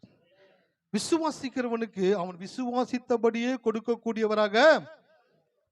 பெரும்பாடுள்ள ஸ்திரீ அவரை வஸ்திரத்தின் ஓரத்தையும் தொட்டால் சுஸ்தமாவேன். சரி வா வா வந்து தொடு, தொட்டா சுஸ்தமாயிட்டா. இன்னொருத்தர் சொல்றான், இயேசு வந்து என் பிள்ளை மேல கை வச்சா அவ பிழைப்பா. சரி வாடா, உன் விசுவாசம் தானே, வா நான் வரேன், வந்து கை வைக்கிறேன். கை வச்சோன்னு அந்த பிள்ளை மரித்து போன பிள்ளை உயிரோடு கூட இயேசு கொண்டு வந்தார். ஹல்லேலூயா. உங்களுடைய விசுவாசம் எப்படியோ அந்த விசுவாசத்தின்படியே தேவன் உங்கள் வாழ்க்கையில கிரியை செய்யக்கூடியவராக இருக்கிறாரு. ஏதாச்சும் ஒன்று விசுவாசிங்க, ஏதாச்சும் ஒன்று விசுவாசிங்க சார். நீங்க என்ன விசுவாசிக்கிறீங்களோ அதன்படியே இந்த தேவன் உங்களுடைய வாழ்க்கையில செய்யக்கூடியவராக இருக்கிறார். இந்த மரியாள் விசுவாசிச்சா என்ன விசுவாசிச்சானாக்க, இயற்கைக்கு அப்பாற்பட்ட விதத்தில் என் வாழ்க்கையில ஒரு காரியம் நடக்கும் என்று என் தேவன் சொல்லுகிறபடினாலே அதை நான் நம்புகிறேன், அது எப்படி நடக்கும்னு நான் பார்க்க விரும்புறேன் அப்படின்னு சொன்னோன்னே அவளுடைய விருப்பத்தை தேவன் நிறைவேற்றினார். அவளுடைய மனக்கண்களினாலே அவளுக்கு என்ன நடக்கிறது என்பதை அவள் பார்க்கும்படியாய் தேவன் பிக்சரைசேஷன் பண்ணி காண்பித்தார். இந்த கிறிஸ்மஸ் நாளில் நான் சொல்றேன், அந்த மரியாளுக்குள்ள அந்த தேவனுடைய ஆற்றல் வெளிப்பட்டு அவருடைய கருவில் எப்படி இயேசு உருவானாரோ அதே போல இன்றைக்கு நீங்கள் உங்களுடைய வாழ்க்கையில நடக்காத காரியங்கள் என் தேவன் எனக்காக செய்வார் என்று விசுவாசிக்க முடியும் என்றால் உங்களுடைய விசுவாசத்தை நீங்கள் உங்களுடைய கண்களிலே காணக்கூடிய விதத்திலே உங்களுக்கு தேவன் அற்புதங்களை செய்யக்கூடியவராக இருக்கிறார். ஹல்லேலூயா. இயற்கைக்கு அப்பாற்பட்ட விதத்துல செய்வார். நீங்களா சாதாரண நாள் நினைச்சிட்டு இருக்கீங்களா? ஒன்று சொல்லட்டுங்களா? தேவன் அசாதாரணமான காரியங்களை அசாதாரணமான ஆட்களை கொண்டு செய்கிறவர் அல்ல. தேவன் அசாதாரணமான காரியங்களை மிக சாதாரணமான நபர்களை கொண்டு செய்யக்கூடியவராக இருக்கிறார். அப்படி செய்கிறனால தான் அவர் தேவனாக இருக்கிறார். ஹல்லேலூயா. இன்னைக்கு உலகத்துல பெரிய வேலையை செய்யணும்னாக்கா நிறைய படிச்சவன் நிறைய அனுபவம் உள்ளவன் எடுத்து போடுறாங்க, ஏன்னாக்கா அவனுக்கு நல்லா தெரியும்னு. ஆனா இந்த தேவன் அப்படியே ஆப்போசிட்டா செய்வார். பெரிய வேலையை செய்யறதுக்கு பெரிய ஆளை சூஸ் பண்ணவே மாட்டார். சின்ன ஆளு ரொம்பவும் சாதாரண ஆளை சூஸ் பண்ணுவார். ஏன் தெரியுங்களா? அவருக்குள்ள எல்லாம் இருக்குது. அவன் விசுவாசிச்சா போதும், அவனுக்குள்ள அவர் வந்து எல்லாவற்றையும் செய்து முடிப்பார். ஹல்லேலூயா.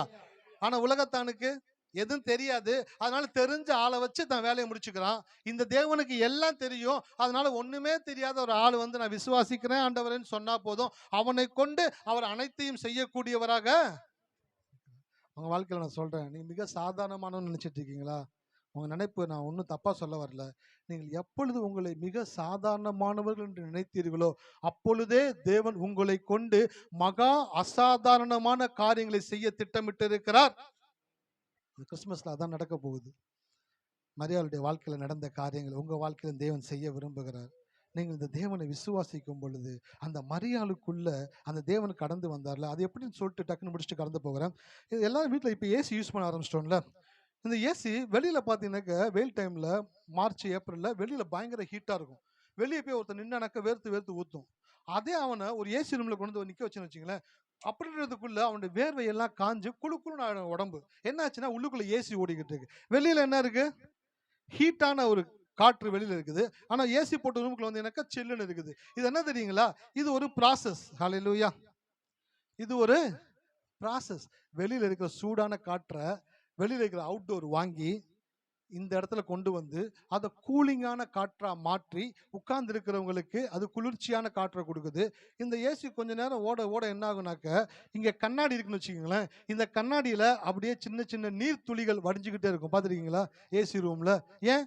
இந்த ரூம்ல இருக்கிற டெம்பரேச்சர் மாறி அதிகமான டெம்பரேச்சருக்குள்ள போன உடனே இது என்ன ஆகுதுனாக்க, இந்த இடத்துல இருக்கிற கண்ணாடி அந்த ஏரை வாங்கி அது தண்ணியா மாத்துது. அந்த தண்ணி இன்னும் கொஞ்ச நேரம் ஏசி ஓடிச்சுன்னு வச்சுங்களேன், அந்த தண்ணி என்ன ஆயிருங்க? ஐஸ் கட்டியா மாறிடும். அப்படியே ஐஸ் கட்டியா மாறி நிற்கும். இந்த ஐஸ் கட்டி எங்கடா இருந்து வந்துச்சு அப்படின்னு கேட்டாக்க, இந்த ஐஸ் கட்டி இங்க இல்ல, இந்த ஐஸ் கட்டி வெளியில காத்தா இருந்துச்சு. அந்த காத்தை உள்ள வாங்கி சுத்தம் பண்ணி இங்க கொடுத்து தண்ணியா மாத்தி அந்த தண்ணி ஐஸ் கட்டியா மாறுது. பாத்தீங்களா? இது ஒரு ப்ராசஸ். இதே போலதான் மரியாள் இது எப்படி ஆகும்னு கேட்ட உடனே கடவுள் சொன்னாரு, ஓ இந்த ப்ராசஸ் எப்படின்னு தெரிஞ்சுக்க விரும்புறியா? அந்த ப்ராசஸ் நான் உனக்கு காட்டுறேன், உன் மனக்கண்களை நான் காட்டுறேன், நீ அண்டர்ஸ்டாண்ட் பண்ணிக்கோன்னு சொல்லிட்டு அவள்கிட்ட காட்டுறாரு. பரிசுத்த ஆவி அவள் மேல் வந்து இறங்கினது. அந்த சூடான காத்து அவள் மேல வருது. உன்னதமானுடைய பலன் உண்மை நிழலிடும் சொன்னாங்கல்ல. இந்த மிஷின் அப்படியே சுத்தம் பண்றது போல அவளுக்குள்ள இருக்கக்கூடிய அந்த கருவுல தேவனுடைய பலன் நிழலிட்டது. அது சின்ன தண்ணியா மாறி அவளுடைய கருப்பைக்குள்ள சென்று இயேசுவை உருவாக்கினது. அப்புறம் சொல்றாரு, உன்னிடத்துல பிறப்பது பரிசுத்தம் உள்ளது, அது தேவனுடைய குமாரன் என்னப்படும் சொன்னா. பாத்தீங்களா? இந்த ஐஸ் கட்டி எப்படி வந்துச்சோ அப்படிதான் இயேசு எந்த விதமான அசுத்தமும் இல்லாமல் தேவன் நியமித்த சட்ட திட்டத்தின்படியே அவள் ஒரு கன்னியின் வயிற்றிலே தேவனுடைய பலத்தினாலே இயேசு இந்த பூமியிலே வந்து பிறந்தார். ஹல்லேலூயா. அந்த இயேசுவை பார்க்கும் பொழுதெல்லாம் நீங்க இயேசுவை பார்க்கணும். என்னதுங்க? இயேசுவை பார்க்கும் பொழுதெல்லாம் இயேசுவை பார்க்கணும். இயேசு இப்படிதான் வந்தாரு. மரியாள் மேல வந்து பரிசுத்த ஆவியின் ஒரு சூடான காத்து இறங்குச்சு. அவ அப்படியே மெய் சிலிர்க்க உடனே உன்னதமானுடைய பலன் அவருடைய கற்பத்துக்குள்ள சென்றுச்சு. அந்த கற்பத்துல என்ன ஆச்சுனாக்க, அந்த காத்து தண்ணியா மாறுச்சு. அந்த காத்து தண்ணியா மாறினது என்ன ஆச்சுனாக்க, ஒரு குழந்தையா இயேசுவாய் உருவாகிறது போல, ஐஸ் கட்டி உருவாகிறது போல இயேசு மரியாளுடைய வயிற்றுக்குள்ள உருவாக்கப்பட்டார். ஹல்லேலூயா. இதை அப்படியே அப்ரிஷியேட் பண்ணி இதை அப்படியே மரியாளுக்கு காண்பிக்கிறா. அவ சொல்றா, நான் உமக்கு அடிமை. வசனத்தை வாசிச்சு பண்ண கீழே இந்த வசனத்தை வாசிங்க. 38, 37, 38. தேவனால் கூடாத காரியம் ஒன்றும் இல்லை என்றான். அதற்கு மரியாள், இதோ நான் ஆண்டவருக்கு அடிமை, உம்முடைய வார்த்தையின்படியே எனக்கு ஆக கடவுது என்றார். அப்பொழுது தேவதூதன் அவரிடத்திலிருந்து போய்விட்டான். அதற்கு மரியாள், இதோ நான் ஆண்டவருக்கு அடிமை, உம்முடைய வார்த்தையின்படியே எனக்கு. நீங்க சொல்ல முடியுங்களா? ஆண்டவரே, உங்களுடைய வேத வசனம் எழுதப்பட்டிருக்கல, உம்முடைய வார்த்தையின்படி எனக்கு ஆகணும்னு நான் விசுவாசிக்கிறேன். ஆண்டவரே, இயற்கைக்கு அப்பாற்பட்ட காரியங்களை என் வாழ்க்கையில நீங்க தீர்மானிச்சிருக்கிறீங்க. இயற்கையாய் நடக்கக்கூடிய காரியங்கள் கூட என் வாழ்க்கையில நடக்காது இருக்கும் பொழுது எனக்குள்ள விரக்தி வருது, எனக்குள்ள எரிச்சல் வருது, கோபம் வருது, என்ன நானே சுய பரிதாபப்பட்டுக்கிறேன். மற்றவங்களுக்கு நடக்கிறது எனக்கு நடக்கலையே நினைக்கும் பொழுது ரொம்ப வேதனையா இருக்குது. ஆண்டவரே, சில நேரத்துல நான் போய் உட்கார்ந்து மணிக்கணக்கா அழுது இருக்கிறேன். மற்றவங்களுக்கெல்லாம் நடக்குது, எனக்கு ஏன் நடக்க மாட்டேங்குது ஆண்டவரே என்று சொல்லி நான் வேதனையோடு கூட கண்ணீர் விட்டு இருக்கிறேன் நீங்க சொல்லுவீங்கனாக்க, நீங்கள் அனுதாபப்படக்கூடியவர்கள் அல்ல. நீங்கள் இயற்கைக்கு அப்பாற்பட்ட விதத்தில் தேவனுடைய செயல் உங்களுடைய வாழ்க்கையில நடக்க வேண்டும் என்பதற்காக தேவன் உங்களை முன்குறித்திருக்கிறார். ஹல்லேலூயா. மரியாளுடைய வாழ்க்கையில தேவன் செஞ்சார் சார். இந்த இயேசு பிறந்தார், மரியாளுடைய கற்பத்துல உதித்தார். உலக ரட்சகரை தேவன் ஒரு சாதாரண ஒரு பெண்ணுடைய வயிற்றில தேவனுடைய ஞானத்தினாலே அந்த இயேசு உருவாக்கப்பட்டாரு. அந்த உருவாக்கப்பட்ட இயேசு இன்றைக்கு பூமியில பிறந்து அநேக மக்களுடைய ரட்சிப்புக்கு காரணராக இருந்தார். அந்த ஒரு மரியாள் இயேசுவை பெற்றெடுத்தது மாத்திரம் இந்த வேதத்தில் எழுதப்பட்டிருக்கிறது. ஆனால் நான் இன்றைக்கு சொல்லுகிறேன், இப்ப என்னுடைய வார்த்தையை கேட்டுக்கிட்டு இருக்கீங்களே, மரியாள் கிட்ட வந்து தேவதூதன் பேசினா, மரியாள் கேட்டு அது எப்படி நடக்கும்னு கேட்டு அதை மனக்கண்ணில் பார்த்து அது அப்படியே ஆகட்டும்னு சொன்னால, அதே போலதான் இன்னைக்கு ஆண்டவர் என்ன உங்கள் மத்தியில அனுப்பி உங்களுக்கு சில காரியங்களை சொல்லும்படி செய்கிறாரு. நீங்கள் அதை கேட்டு விசுவாசிக்கிறேன், அது எப்படியே என் வாழ்க்கையில நடக்கட்டும் அப்படின்னு நீங்க சொல்லும் பொழுது உங்களுடைய வாழ்க்கையிலும் தேவன் இயற்கைக்கு அப்பாற்பட்ட காரியங்களை செய்யக்கூடியவராக இருக்கிறார். ஹல்லேலூயா. சும்மா அந்த சின்ன சின்ன காரியங்கள்லாம் யோசிச்சே இருக்காதீங்க. பெரிய பெரிய காரியங்களை தேவன் திட்டமிட்டு இருக்கிறார். உங்கள் படிப்பு காரியங்களை தேவன் பெரிய காரியங்களை திட்டமிட்டு இருக்கிறார். உங்கள் வேலை காரியங்களில் தேவன் பெரிய காரியங்களை திட்டமிட்டு இருக்கிறார். நான் படிச்சுட்டு இருக்கிறேன், அடுத்து வேலை காரியம் எப்படின்னு தெரியல. நல்ல வேலையை கொடுப்பாரு. நல்ல வேலை தான் சார், கொஞ்சம் பக்கத்துலேயே பக்கத்துலேயே கிடைக்கும் சார். வருமானம் நிறையா இருக்கும் சார். எல்லாமே கிடைக்குமா சார்? எல்லாமே நடக்குமா சார்? நீங்கள் விசுவாசிச்சா நடக்கும். ஹல்லேலூயா. வஸ்திரத்தின் ஓரத்தை தொட்டால் சுஸ்தமாவன்னு சொன்னவ வஸ்திரத்தின் ஓரத்தை தொட்டு சுஸ்தமானால இல்லையா? நீ வந்து என் பிள்ளை மேல கை வச்சா பிழைப்பான்னு சொன்ன அந்த மனுஷனுடைய மகள் பிழைத்தாலே இல்லைங்களா? அவங்கவுங்க விசுவாசத்தின்படி அவங்கவுங்களுக்கு தேவன் செய்யக்கூடியவரா? சகரியாவுடைய விசுவாசம் என்ன? அடையாளத்தை கொடுத்தா நம்புறேன், வாங்கிக்கோ, வாயை மூடிக்கோ. மரியாதை சொல்றாங்க, நான் விசுவாசிக்கிறான், எப்படி ஆகும்? கண்ணை தர, இவனுக்கு வாயை மூடு, இந்த அம்மாக்கு கண்ணை தர அப்படின்னாரு. எத்தனை பேத்துக்கு வாயை மூட போறீங்க? எத்தனை பேத்துக்கு கண்ணு திறக்க போகுது இன்னைக்கு? ஹல்லேலூயா. வாயை மூடிட்டு இருந்தாலே நிறைய பிரச்சனை வந்து வெளியே வந்துடலாம் சார். வாயை மட்டும் திறந்தா அப்படின்னாக்கா அவ்வளவுதான் சார், யார் எதுக்கு நிற்க முடியாது. எங்க அம்மா பார்த்தீங்கன்னா இவ்வளவுதான் இருப்பாங்க, கட்டையா குட்டையா இருப்பாங்க. வாழைத்தாறு தெரியுங்களா? வாழைத்தாறு, சீப்பு கிடையாது, வாழைத்தாறு. ஒரு தாரை அப்படி லெஃப்ட் ஹேண்ட்ல பிடிச்சி தூக்கி தலைகீழ நிறுத்துவாங்க. நிறுத்தினாங்க ஆர்ம்ஸ் இந்த போட்டு அவங்க ஜாக்கெட்லாம் பார்த்தீங்கன்னா டைட்டாக இருக்கும். அப்படி நிறுத்தி கத்தி எடுத்து டக்கு டக்கு டக்கு டக்கு டக்குன்னு வெட்டுவாங்க. எங்கள் அப்பா அப்படியே பிடிச்சி கீழே வைப்பாரு. வாழைக்காய் வியாபாரம் பண்ணுவாங்க, பிடிச்சி வைப்பாரு. அவங்க எப்படி இருப்பாங்கனாக்கா அவ்வளோ ஸ்ட்ராங்கா. ஹல்லேலூயா. கட்டையா குட்டையா இருந்தா கூட அவங்க அந்த ஸ்ட்ராங்னஸை பார்க்கும் பொழுது பார்த்தீங்கன்னாக்க வேற யாரும் இருக்க முடியாது. ஆனா சண்டைக்கு நாங்கள் வந்துட்டாங்க, பேச ஆரம்பிச்சாங்க, ஒரு லேடிஸ் இல்ல, ஒரு ஜென்ஸ் நிக்க முடியாது. ஹல்லேலூயா. சொல்றா அப்படின்னா அந்த வார்த்தை கேட்டுனா அவன் சாஞ்சிருவான். என்னடா இந்த அம்மா எடுத்தோடனே சொல்றா, வாடா போடான்னு பேசுது அப்படின்ட்டு. ஏன் அவங்களுக்குள்ளனாக்க என்னை யாரும் எதிர்த்து நிற்க முடியாது. ஹல்லேலூயா. அவங்களுக்குள்ள அந்த ஒரு தைரியத்தை பார்க்குறேன். இன்னைக்கு நான் சொல்றேன், உங்க வாழ்க்கையில என்னென்ன காரியங்கள் நடக்குதோ எல்லா சூழ்நிலையிலும் சோர்ந்து போகாம கடவுள் என்னோடு கூட இருக்கிறார் என்று சொல்லி நீங்கள் விசுவாசிக்கும் பொழுது உங்களுடைய வாழ்க்கையில தேவன் பெரிய காரியங்களை திட்டமிட்டு இருக்கிறார். ஹல்லேலூயா. உங்களை செய்வாங்களா செய்ய மாட்டாருங்களாங்க? கட்டாயம் செய்வார். ஏதாச்சும் ஒன்று விசுவாசிங்க. இந்த கிறிஸ்மஸ் நாளில் ஏதாச்சும் ஒன்று விசுவாசிங்க. ஏதாச்சும் ஒன்று குறித்து பயந்துட்டு இருக்காதீங்க, ஏதாச்சும் ஒன்று குறித்து யோசிச்சுட்டு இருக்காதீங்க. ஏதாச்சும் ஒன்று விசுவாசிங்க. சின்ன காரியத்தை விசுவாசிங்க. அந்த சின்ன காரியத்தில் தேவன் இயற்கைக்கு அப்பாற்பட்ட விதத்தில் உங்களுக்கு அற்புதங்களையும் அதிசயங்களையும் செய்யக்கூடியவராக இருக்கிறார். நான் சொல்றேன், இன்னைக்கு நீங்கள் மிகவும் சாதாரணமானவர்கள் என்ற எண்ணம் உங்களுக்குள்ள இருந்துகிட்டே இருக்கிற வரைக்கும் நீங்கள் பெரிய காரியங்களை செய்ய முடியாது. நான் மிகவும் சாதாரணமானவன் தான், ஆனால் இந்த இயேசு எனக்குள்ள வரும் பொழுது நான் மிகவும் அசாதாரணமானவனாக மாறுகிறேன். எல்லாரும் கோலியாத்தை பார்த்து பயந்தாங்க. ஏன்னா கோலியாத்தை எய்தாப்புல நின்று கோலியாத்தை பார்த்த ஒருத்தனுக்குள்ள ஒன்றும் கிடையாது. ஆனா தாவீது வந்து கோலியாத்தை பார்த்த உடனே கோலியாத்து தாவீதுக்கு முன்பாக ஒண்ணும் கிடையாது. ஏன்? இந்த கோலியாத்தை காட்டிலும் மிக சிறந்த தேவன் அந்த தாவீதுக்குள்ள இருந்தபடினாலதான். உங்களுக்குள்ள என்ன இருக்குதோ அப்படிதான் உங்களுடைய கண்ணோட்டம் மாறும். உங்க கண்ணோட்டம் உங்களை குறித்து ரொம்ப தாழ்வா, ரொம்ப குறைவா, எனக்கு நடக்காது, எனக்கு வராது சார், எனக்கு மட்டும் கிடைக்காது சார், நான் ஒரு கான்ஃபிடென்ட் இல்லை, எனக்கு மட்டும் வராது சார். எப்படி சொல்றீங்க? நான் அனுபவிச்சேன் சார் வாழ்க்கையில. கைக்கு வந்தது வாய்க்கு எட்டாது, வீட்டுக்கு வாசல் வரைக்கும் வரும் போயிடும், கைக்கிட்ட கொடுக்க வருவாங்க தவறி போயிடும். நிறைய அனுபவிச்சிருக்கேன் சார் வாழ்க்கையில. என் வாழ்க்கையில் நடக்கவே நடக்காது சார், அவ்வளோ கான்ஃபிடென்ட். இன்றைக்கு நான் சொல்றேன், அதுல கொஞ்சம் கான்ஃபிடென்ட்டா கடவுளுடைய வார்த்தை மேல திருப்புங்க, எனக்காய் கர்த்தர் செய்வார். ஹல்லேலூயா. மரியாளுக்கு செஞ்சார்னாக்க ஒரு சாம்பிள் எனக்கும் செய்வார். மரியாளுக்கு இயற்கைக்கு அப்பாற்பட்ட விதத்தில் தேவன் ஒரு அற்புதத்தை செய்து உலக ரட்சகரை பிறக்க செய்ய முடியும் என்றால், நான் கடவுளுடைய வார்த்தையை விசுவாசிக்கிறபடினால எனக்கும் இந்த தேவன் பெரிய காரியங்களை செய்யக்கூடியவராக இருக்கிறார். நான் சொல்லுகிறேன், இந்த கிறிஸ்துமஸ் ஆராதனை நீங்க வந்தது நல்லது. ஏன் தெரியுங்களா? இந்த ஆராதனையின் மூலமாக தேவன் நீங்கள் உங்களுடைய வாழ்க்கையில பிசாசு கட்டி வைத்திருந்த அனைத்து கட்டுகளையும் இன்றைக்கு தேவன் உடைத்து எறிந்து, அந்த சகரியாவினுடைய வாழ்க்கையிலே அவன் தேவ தூதனை தரிசிக்கும்படி செய்த தேவன் இன்றைக்கு உங்களுக்குரிய வார்த்தைகளை இன்றைக்கு அவர் கொடுத்து கொண்டிருக்கிறார். நீங்கள் அதை விசுவாசிக்கும் பொழுது உங்க உள்ளத்திலிருந்து அந்த வார்த்தையை நீங்கள் அப்படியே எதிர்பார்க்கும் பொழுது அவனுடைய வாழ்க்கையில செய்யக்கூடியவராக. ஒன்னே ஒன்று மட்டும் சொல்லி முடிச்சிடுறேன், 2 நிமிஷம்.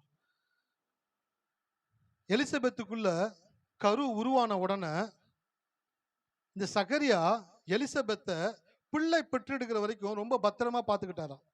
ஆமாவா இல்லைங்களா? மனைவி கர்ப்பம் விட்டுறாங்க, செக் பண்ணிட்டு வர்றீங்க. செக் பண்ணும் போது டடா புடான்னு வண்டியில் போனவன் செக் பண்ணணுன்னு, ஆமாம் சார் பாசிட்டிவ்னு சொன்ன உடனே 50-60 போனவன் திரும்பி வரும்போது 10-15 வண்டியை உருட்டிக்கிட்டே வருவான். ஏன்? கன்சீவாக இருக்கிறாங்க, அவங்க சேஃபாக பார்த்துக்கணும். பார்த்து நட, பார்த்து படு, பார்த்து உட்காரு அப்படின்னு அந்த குழந்தையை பெற்றெடுக்கிற வரைக்கும் இந்த வயதான சகரியா தன்னுடைய மனைவியாக எலிசபெத்தை ரொம்ப பத்திரமா பார்த்துக்கிட்டாராம். எப்படி பார்த்துக்கிட்டாருங்க? ஆமா, ரொம்ப பத்திரமா பார்த்துக்கிட்டாராம். ஒரு முறை நான் என்னுடைய மனைவி சர்ச்சுக்கு போய் ஜெபம் பண்ணிட்டு வந்துட்டே இருந்தோம்.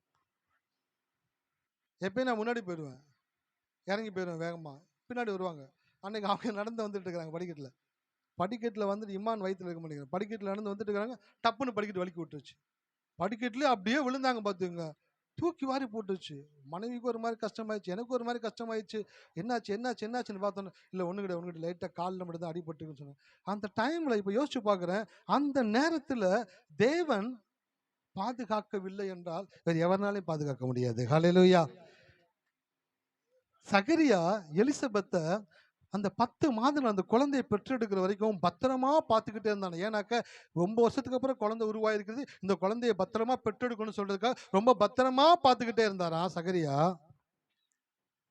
மரியாளுக்குள்ள உருவாயிருக்கிறது என்னங்க? ஆமா, அவர் யாருங்க? தேவகுமாரன், உலக ரட்சகர். மரியாளுடைய வயிற்றுக்குள்ள இந்த இயேசு உருவான அந்த சன பொழுது முதல் இயேசு பிறக்கிற வரைக்கும் தேவனுடைய தெய்வீக பாதுகாப்பு, பராமரிப்பு, தேவனுடைய அனுக்கிரகம் அந்த மரியாள் மேல் இருந்து கொண்டே இருந்தது. அவளை பெற்றெடுக்கிற வரைக்கும் தேவன் அவளை சுகபத்திரமாய் பார்த்து கொண்டார். அதான் வசனத்துக்கு வேதத்துல இஸ்ரவேலை காக்கிற தேவன். ஆமா, அவர் என்ன அர்த்தம் தெரியுங்களா? அவர் ஒரு ப்ராஜெக்ட்ல இறங்கிட்டாருனாக்க அந்த ப்ராஜெக்டை முடிச்சு சக்சஸ்ஃபுல் ஆகிற வரைக்கும் தூங்கவும் மாட்டார், உறங்கவும் மாட்டார். ஹல்லேலூயா. சகரியா நைட் டைம்ல தூங்கியிருப்பாரு, தூங்க மாட்டாரா? மனைவி மேலே கண்ணு வச்சு அடி, எறும்பு கடிக்குதா, கொசு கடிக்குதா, தண்ணி வேணுமா, காலை பார்த்து போடு. 10 மாசம் பார்த்துட்டு இருக்க முடியுமாங்க? ஏன்னா அந்த அம்மாவோட இவர் ரொம்ப வயசானவர், பார்க்க முடியாது. ஆனாலும் பார்த்துக்கிட்டாரு.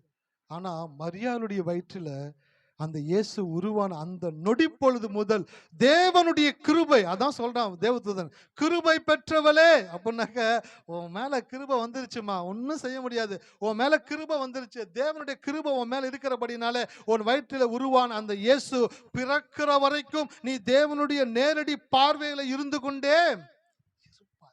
அப்படி தேவன் அற்புதமாய் மரியாதை பாதுகாத்து இயேசுவை பெற்றெடுக்க செய்தார். நான் சொல்றேன், இன்றைக்கு இயேசு செய்தி கேட்டு இருந்துச்சு ஒரு பொண்ணு, ஒரு ஸ்திரீ. அவ என்ன சொன்னா தெரியுங்களா? உம்மை சுமந்த கர்ப்பம் பாக்கியம் உள்ளதுன்னு கத்துனா பாத்தீங்களா? அவ என்ன சொன்னாக்க, ஒன்னு சுமந்த கர்ப்பம் பாக்கியம் உள்ளது அப்படின்னாக்க தேவனுடைய ஆசீர்வாதத்தை பெற்றது உங்களுடைய தாயார் அப்படின்னு சொன்னாங்கல்ல. ஏன்? இயேசுவை வார்த்தையின் வடிவில் உள்ள பெற்றுக்கொண்டு அவர் என்ன பண்ணானாக்க இயேசுவாய் வெளியில கொண்டு வந்தாங்க. ஆதியில வார்த்தை இருந்தது, அந்த வார்த்தை தேவனிடத்தில் இருந்தது, அந்த வார்த்தை தேவனாய் இருந்தது, அந்த வார்த்தை மாம்சமாகி, அப்ப வார்த்தை தான் மரியாளுக்குள்ள போய் மரியாளுக்குள்ள இயேசுவாய் உருவாகி வெளியில வந்தது போல இன்றைக்கு நான் சொல்லுகிறேன், உங்களுடைய வாழ்க்கையில நீங்க இந்த தேவனுடைய வார்த்தையை விசுவாசிக்கும் பொழுது அந்த வார்த்தை உங்களுக்குள்ள கடந்து போயிருச்சுன்னு வச்சுங்களேன். மரியாளுடைய கருப்பையில போய் தங்குனது போல உங்களுடைய இருதயத்துல கர்த்தருடைய வார்த்தை தங்கிருச்சுன்னு வச்சுங்களேன். அந்த வார்த்தை நிறைவேறுகிற வரைக்கும் நீங்க தேவனுடைய நேரடி பார்வையில் இருக்க போறா இருக்கிறீர்கள். ஹல்லேலூயா. தேவன் உங்களை பார்த்துக்கிட்டே இருப்பாரு. தேவன் ஒவ்வொரு நாள் அதை காண்பிட்டுக்கிட்டே இருப்பாரு. தூங்கவும் மாட்டார், உறங்கவும் மாட்டார். அந்த வார்த்தை உங்க வாழ்க்கையில நிறைவேறி முடிக்கிற வரைக்கும் நீங்கள் தேவனுடைய பாதுகாப்பிலும் பராமரிப்பிலும் ஆசீர்வாதத்திலும் தேவனுடைய கண்காணிப்பிலும் இருந்து கொண்டே இருப்பீங்க. நான் சொல்றேன், ஏதாச்சும் ஒன்று விசுவாசிங்க சார், ஏதாச்சும் ஒன்று விசுவாசிங்க. இந்த கிறிஸ்மஸ் நாளில் வீட்டுக்கு போகும்போது பிரியாணி சாப்பிட்றீங்க, கேக்கு சாப்பிட்றீங்க, அதெல்லாம் என்னன்னாலும் சாப்பிடுங்க. ஒன்றை மட்டும் விசுவாசிங்க, ஏதாச்சும் ஒன்று விசுவாசிங்க. படிக்கிற பசங்க, நான் விசுவாசிக்கிறேன் ஆண்டவரே, நீங்க எனக்கு தெய்வீக ஞானத்தை கொடுத்துருக்கீங்கன்றதை விசுவாசிக்கிறேன், அதை காணும்படி செய்யுங்க ஆண்டவரே அப்படின்னு கேளுங்க. நான் சொல்றேன், உங்க பள்ளியிலும் சரி கல்லூரியிலும் சரி உங்களை விட ஒரு சிறப்பான மாணவனை அந்த கல்லூரி நிர்வாகம் பார்த்திராத அளவுக்கு உங்களுக்குள்ள தெய்வீக ஞானத்தை தேவன் கொடுக்கக்கூடியவராக இருக்கிறார். ஹல்லேலூயா. வேலை ஸ்தலத்தில் ஏதாச்சும் விசுவாசிங்க சார், வேலை ஸ்தலத்தில் விசுவாசிங்க. என்னை கர்த்தர் ஆசீர்வாதம் உயர்த்துவார் விசுவாசிங்க. விசுவாசிங்க. விசுவாசித்த உடனேயே அந்த வார்த்தை கரு இருதயத்துல போய் தங்கிருது. அந்த இருதயத்துல கரு தங்கிருச்சுன்னு வச்சுக்கோங்களேன், அது குழந்தையாய் பிறக்கிற வரைக்கும், அதாவது நீங்க நினைச்சது நடக்கிற வரைக்கும் தேவன் அதன் மேல் கண் வைத்து கொண்டே இருப்பார். அது நிறைவேறுகிற வரைக்கும் உங்களோடு கூட தேவன் இருந்து கொண்டே இருப்பார். காலை வேளையில நான் சொல்றேன், இயேசு பிறந்த இந்த நல்ல நாளில மரியாளுக்குள்ள தேவன் செய்த அதே செயல்களை இன்றைக்கு உங்க வாழ்க்கையிலும் செய்ய விரும்புகிறார். இயேசுவை பார்க்கும் பொழுதெல்லாம் வார்த்தை வரலையே, ஆமா, இயேசுவை பார்க்கும் பொழுதெல்லாம் இயேசுவை பார்க்கணும். இப்படிதான் பிறந்தாரு, இப்படிதான் ப்ராசஸ். அப்போ நானும் வெளியில 1000 காரியங்கள் நடக்கலாம், சூடா இருக்கலாம், ஆனா எனக்குள்ள போகும்போது அது கூலிங்கா போகணும். எப்படி கூலிங்கா மாற்ற முடியும்னாக்க, என்னை சுற்றி 1000 நெகட்டிவான காரியங்கள் இருந்தாலும் தேவனுடைய வார்த்தையை நான் விசுவாசிக்கும் பொழுது அந்த அனைத்து காரியங்களும் எனக்குள்ள கூலிங்கா இருந்துகிட்டே தான் இருக்கும். ஹல்லேலூயா. இன்றைக்கு நான் இயேசுவை பெற்றெடுக்க போகிறேன். பெண்களுக்கு மாத்திரம்தான் தேவன் பெற்றெடுக்கக்கூடிய பாக்கியத்தை கொடுத்தாரு. ஆனா இயேசு கிறிஸ்து பிறந்து உயிர்த்தெழுந்த பிற்பாடு ஒவ்வொரு ஆண் கூட பெற்றெடுக்கக்கூடிய பாக்கியத்தை கொடுத்திருக்கிறார். எப்படி தெரியுங்களா?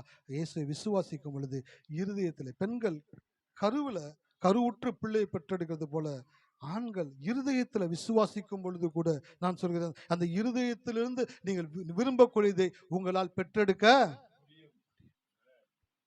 வாழ்க்கையில் தேவன் பெரிய காரியங்களை செய்திருக்கிறார். இந்த கிறிஸ்துமஸ் நாள்ல நான் சொல்றேன், வருகிற நாட்கள்ல பெரிய பெரிய காரியங்களை எதிர்பாருங்க. விசுவாசிங்க. சின்ன சின்ன காரியங்களாச்சும் விசுவாசிக்க பழகுங்க. அந்த சின்ன சின்ன காரியங்களையும் தேவன் இயற்கைக்கு அப்பாற்பட்ட விதத்தில் உங்களுக்கு ஆசீர்வாதத்தை கொடுப்பார். கண்களை மூடுவோமா? நன்றி ராஜா, நன்றி நன்றி நன்றி நன்றி.